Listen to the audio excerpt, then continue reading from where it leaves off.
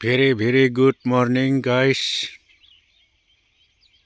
आप लोग देख रहा है ए बाफेलो इज ग्रेजिंग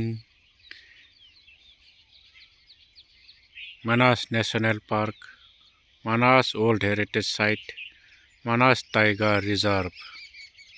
देखिए आप लोग, very big buffalo is grazing at the Manas grassland.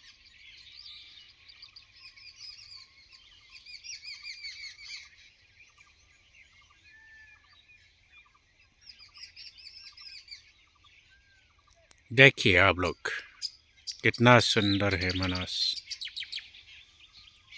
ये है Manas national park, Manas tiger reserve, Bodoland Baksa district में स्थित है।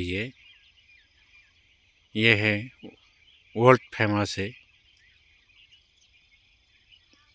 जैसे ताजमहल मानस भी ऐसा ही फेमस है। देखिए आप लोग, नेचुरल फेमस वेरी बिग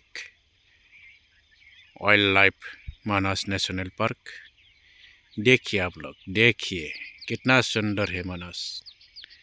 मानस का सौंदर्य देखने के लिए आप लोग आइए, और मेरा वीडियो देखने के बाद आप लोग लाइक और सब्सक्राइब कीजिए। Thank you very much guys, thank you.